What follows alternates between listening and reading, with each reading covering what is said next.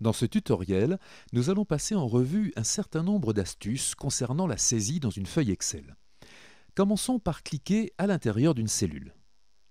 Le curseur qui apparaît dans la cellule, sous forme d'un rectangle vert ici, s'appelle le curseur de cellule active. La cellule active est tout simplement la cellule dans laquelle nous nous apprêtons à travailler. Il s'agit en l'occurrence de la cellule B6. Cette information nous est donnée d'une part par l'entête de colonne B ici et d'autre part par l'entête de ligne 6 ici. Autre confirmation, la zone nom, qui est cette zone qui apparaît ici en haut à gauche et qui nous signale que la cellule active est actuellement la cellule B6. Essayons de déplacer le curseur et regardons la zone nom. Il s'agit désormais de la cellule D6, puis B7 et enfin B4.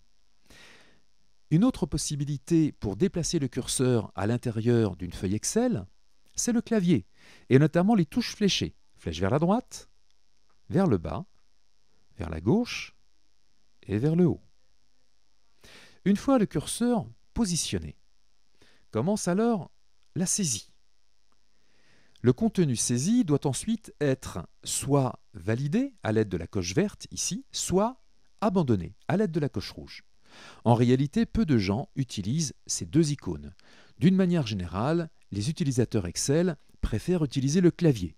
C'est la touche Entrée qui permet de valider le contenu saisi et on observera au passage que le curseur se déplace vers la cellule inférieure. Par ailleurs, si je souhaite abandonner ma saisie, je vais utiliser la touche Échappe. Dans ce cas-là, on observera que le curseur ne bouge pas.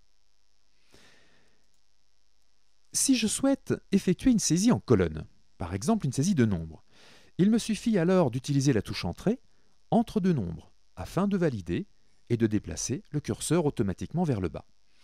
Si je souhaite par contre effectuer une saisie en ligne, la manipulation est presque la même, sauf qu'au lieu d'utiliser la touche Entrée, je vais utiliser la touche Tabulation entre deux saisies.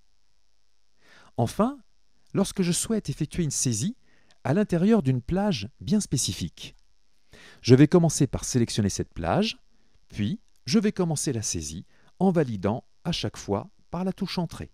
Voilà un moyen très rapide et très efficace de saisir à l'intérieur d'une plage bien spécifique.